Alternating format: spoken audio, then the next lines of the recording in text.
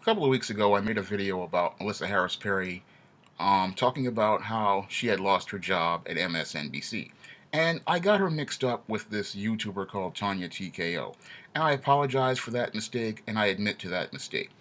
However, I left that video up for a reason, because there was a lot of information in that video that I believed could have helped many of these Afro American Negro men understand the job market as it relates to black men and black women.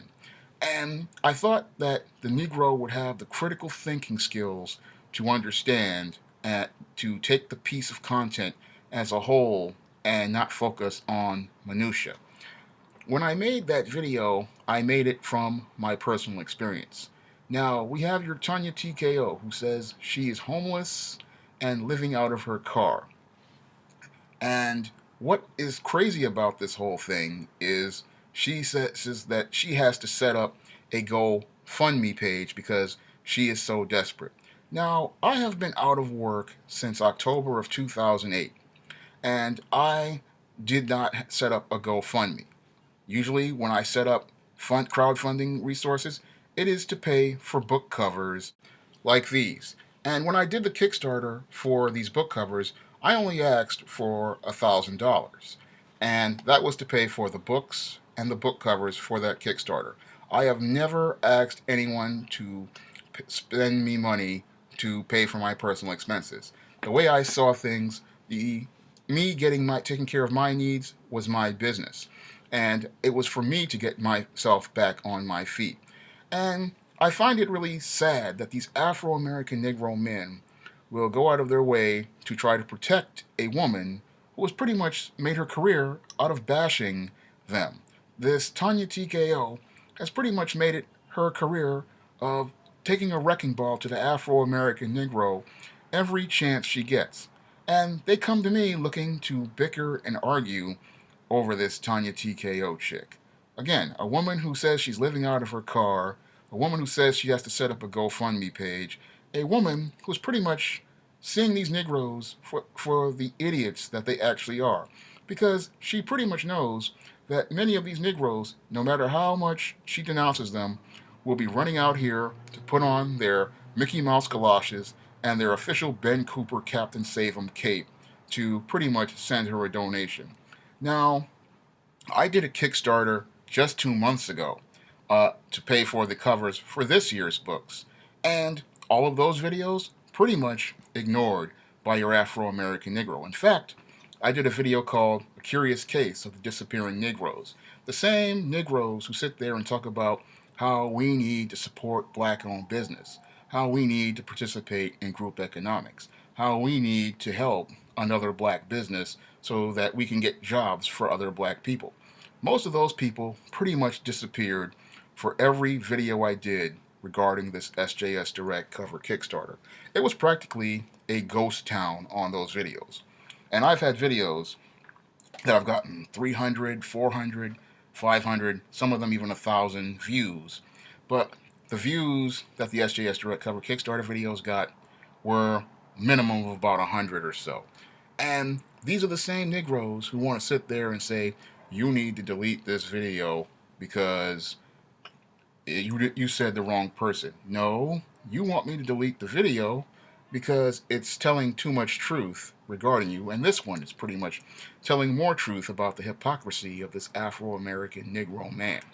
Now, this Afro American Negro man will sit here and play Captain Save 'em for a woman who pretty much made a career out of bashing him, but won't show up for a Kickstarter for a black owned business, which was trying to help him. It shows you how backwards this Afro American Negro is.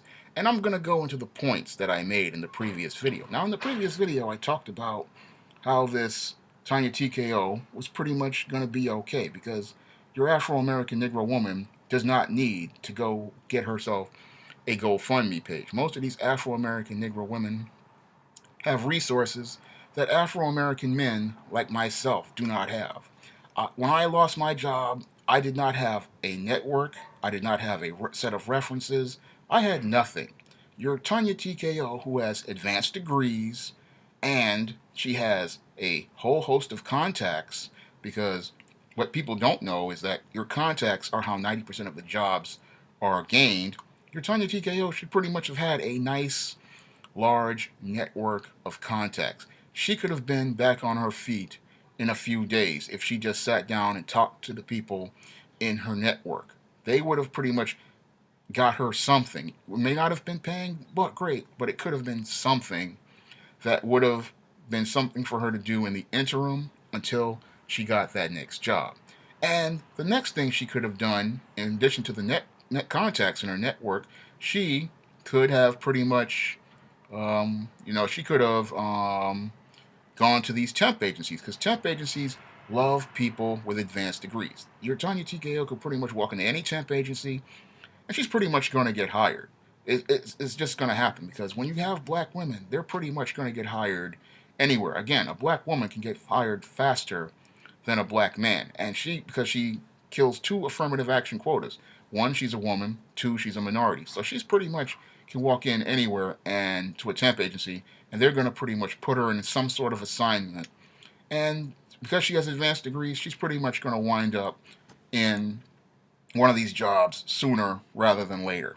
Another resource that this woman could have used was she could have done what I do, which is she could have written a book. I mean, if she's a celebrity like she says and she's made so much money bashing up black men, there are pretty much opportunities at any trade publishing house for this woman to get herself a book published. All she had to do was write a proposal and give it to one of her agents because in order to have this type of platform, you should have some sort of agent.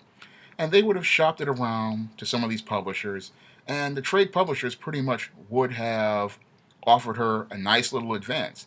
And if she didn't want to go through a publisher, she could have self published a book, like I do with books like Isis Night of the Vampires. And she could have promoted the book online just like she promotes this GoFundMe page. And what she could have done was use the book sales from paperbacks and Kindle to get herself, again, back on her feet. This is not that hard. The tools and resources are out there for this female, and I use them all the time. But this woman sits there and says, I'm so poor, I'm so desperate, I need a GoFundMe page to get me some money, to get myself back on my feet. I'm living out of my car. And these Negroes, because they don't have no critical thinking skills, are ready to put on their Mickey Mouse galoshes and Captain Save 'em capes to go save this dysfunctional female when this female has every tool in front of her. Just like I mentioned before, she has the networking, she has temp agencies, she could write a book.